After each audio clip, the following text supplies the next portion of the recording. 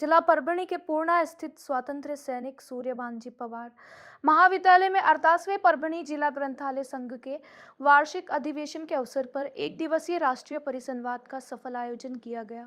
परिसंवाद में डिजिटल युग में पुस्तकालयों की भूमिका, 21वीं सदी के डिजिटल कौशल तथा राष्ट्रीय शिक्षा नीति के अंतर्गत बहुविषयक शिक्षा पर विस्तार से चर्चा हुई। कार्यक्रम का आयोजन स्वामी रामानंद तीर्थ मराठवाड़ा विश्वविद्यालय नांदेड़ सहित अन्य संस्थाओं के संयुक्त तत्वाधान में किया गया। इसमें बड़ी संख्या में प्राध्यापक, ग्रंथपाल और शोधकर्ता शामिल हुए। परभणी से संवाददाता रमेश मुलगीर की रिपोर्ट।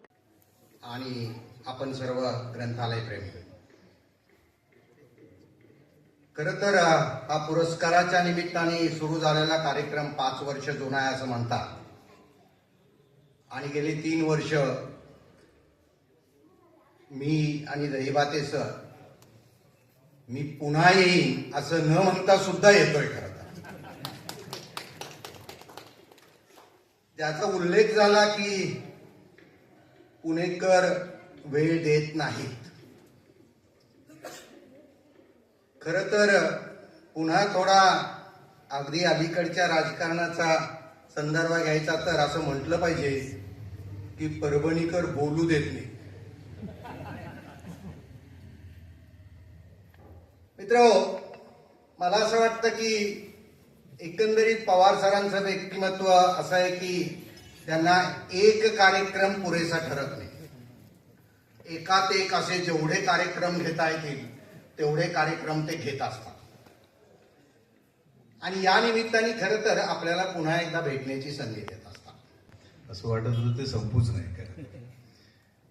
बहुत ही अच्छा आपने भी नरवडे साहेब आणि नंतर विलास वैद्य अतिशय शैलीदार पद्धतीने शेर शायरी आणि कविता, मला असं वाटतं सर्वजण त्याला तल्लीन होत होतं, प्रत्येकाला ऐकावं वाटत होतं। कदाचित माझ्या घाईमुळे आपल्याला थोडं शॉर्ट कमी वेळ दिला असावा। आपलं अभिनंदन खरं तर सर्व पुरस्कारार्थींचं, जीवन गौरव पुरस्कार, ग्रंथमित्र पुरस्कार आणि महाराष्ट्र शासनाच्या राज्य ग्रंथालय परिषदेवर निवड झालेले सर्वांचं ज्यांना आज पुरस्कार पवार सरांनी एक उत्कृष्ट आयोजन करून पुरस्कार दिले, त्यांच्या वडिलांचे स्वातंत्र्य सैनिक सूर्यभानजी पवार यांच्या नावाने दिले, त्या महाविद्यालयात दिले। त्या सर्व पुरस्कारार्थींचे मी सर्वप्रथम अभिनंदन करतो। आणि आजच्या समारंभाचे अध्यक्ष व संस्थेचे अध्यक्ष श्री गुलाबरावजी कदम साहेब, या प्रसंगी गेस्ट लिस्ट फार मोठी आहे, ज्यांचं आज 20 भाषण होणार आहे, जे डॉक्टर राजेंद्र कुंभार सर, विशाखापट्टणम मॅडम, नंतर डॉक्टर रमन्ना देसेट्टी, प्राचार्य दैवाते, तर उत्तमरावजी कदम साहेब आपण आला तिथे, नंतर सुनील वसे सर, डॉक्टर सुभाष चव्हाण, जे एसएनडीटी महिला विद्यापीठाचे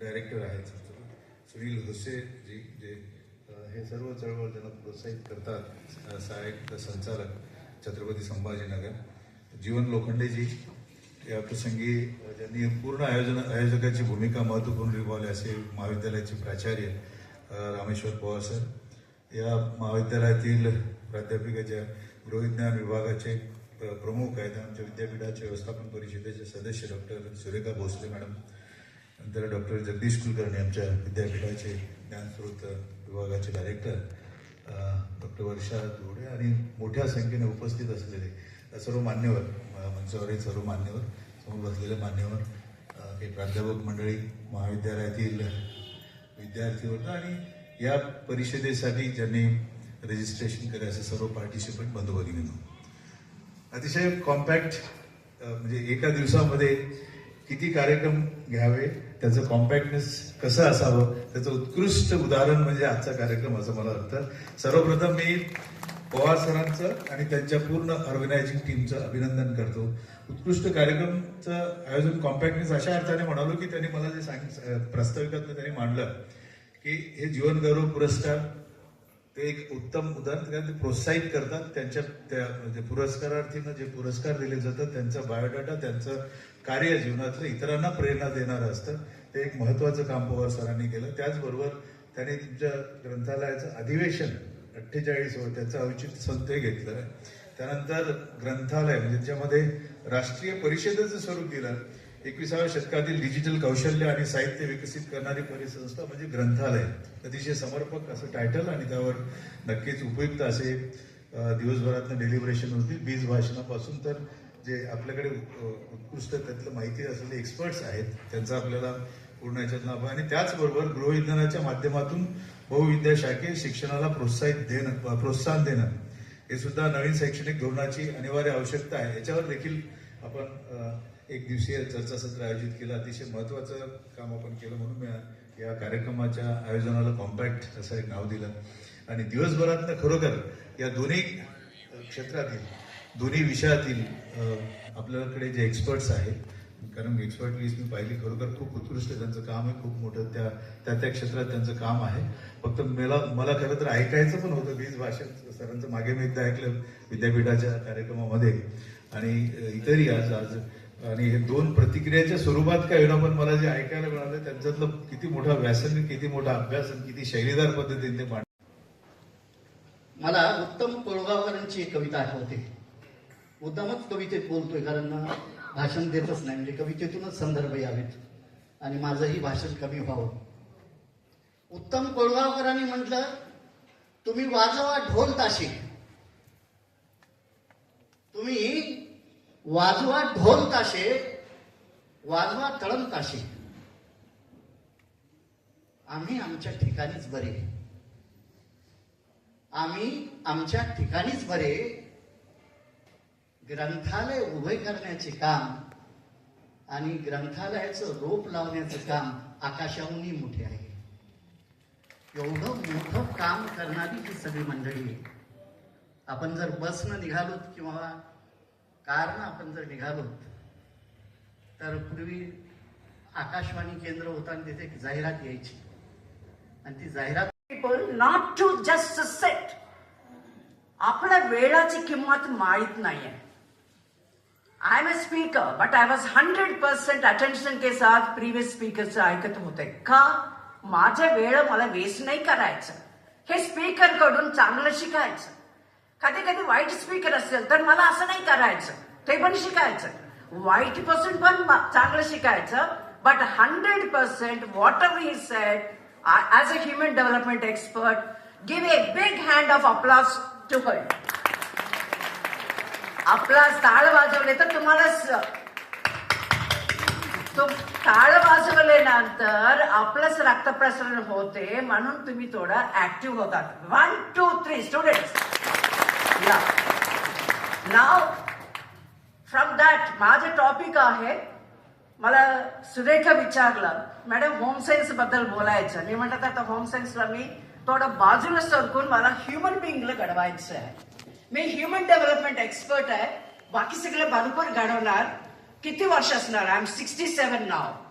10 वर्ष असू शकतं, 20 वर्ष, बट दांत असल्यापर्यंत बोलू शकते. ऑलरेडी मोलर्स गेलेला आहे. हे मला आवर्जून मला बोलायचं मानव विकासाबद्दल. मानव म्हणजे सगळं आलं, विद्यार्थ्याला, मुलाला, शिक्षकाला, क्लर्काला, लायब्ररीन आला, प्राचार्याला. मला कुलगुरू पण 2 पाहिजे होता ऍक्च्युली, दोघं बिकॉज ऑफ देअर बिझीनेस. आमचे MSc मध्ये असताना आमचे टीचर्स म्हणायचं, I want my students to become literate, not educated, not literate. इथे आपण बघूया किती लोक आपण लिटरेट आहे, किती लोक आपण एज्युकेटेड आहे. जेव्हा एज्युकेटेड म्हटल्यानंतर आपण ग्रंथपाल असेल तर सर म्हटल्यासारखं ग्रंथालयामध्ये कमीत कमी 10 पुस्तकाचं नाव सांगू शकते का? मी ह्युमन डेव्हलपमेंट एक्सपर्ट म्हटल्यानंतर नाव वाचता कमीत कमी 20 गोष्टी आज पिढ्यांना, विद्यार्थ्यांना काय मार्गदर्शन करण्यासाठी महत्वाचे 20 गोष्टी काय करू शकतात. That is educated person. Literate म्हणजे माझ्याकडे डिग्रीज अँड डिग्रीज आहे. मराठीकरण केलं मी. फक्त साक्षर व्यक्ती नाही तर स्वतःला सुशिक्षित व्यक्ती बनवा. म्हणून आपलं भारत इलेक्शन ड्युट्या लागल्यामुळे मॅनपॉवर कमी आहे आणि अचानक झाल्यामुळे थोडं जरा जास्तच झालेलं आहे. हरकत नाही.